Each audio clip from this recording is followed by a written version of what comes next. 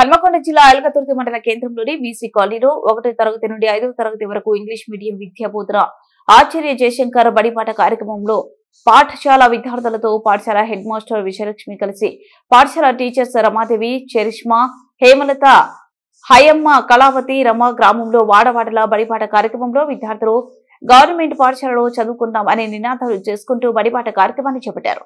ఈ సందర్భంగా ప్రధాన ఉపాధ్యాయురాలు మాట్లాడుతూ విద్యార్థులు తల్లిదండ్రులతో కలిసి బడిపాట కార్యక్రమం చేపట్టామని, విద్యార్థులకు నాణ్యమైన విద్య బోధన జరుగుతుందన్నారు.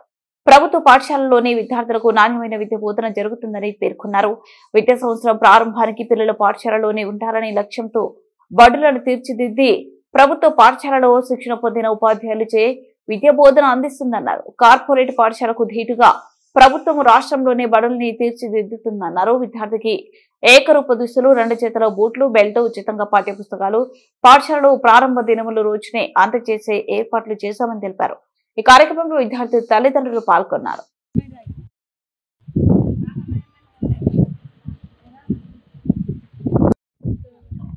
ప్రైవేట్ పాఠశాలలు వద్దు. Elkathurthy MPPS Elkathurthy BC colony పాఠశాల ప్రధానోపాధ్యాయురాలు మాట్లాడుతున్నానండి. మా ప్రభుత్వ పాఠశాలలో గవర్నమెంట్ అనేక పథకాలను ప్రవేశపెట్టింది. అందులో భాగంగా పాఠశాలకు మాత్రం ఉచిత పుస్తకాలు, ఉచిత నోట్ పుస్తకాలు, వర్క్ బుక్లు, వారానికి 3 కోడిగుడ్లు, రుచికరమైన భోజనాలు, వారానికి 3 సార్లు రాగి జావా, తర్వాత మన డిజిటల్ విద్య అంటే కంప్యూటర్ తోటి కూడా విద్యను ప్రవేశపెట్టబోతుంది. మనకు 5 కంప్యూటర్లు కూడా వస్తున్నాయి.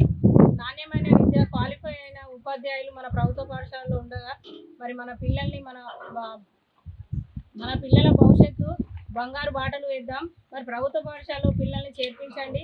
మీ పిల్లల భవిష్యత్తును మీరు చక్కదిద్దుకోండి, కాపాడుకోండి. మన బడిని కాపాడుకుంటే ఇంకా ముందు జనరేషన్ కూడా మన పాఠశాలను మనం కాపాడుకునే వాళ్ళం కావాలి.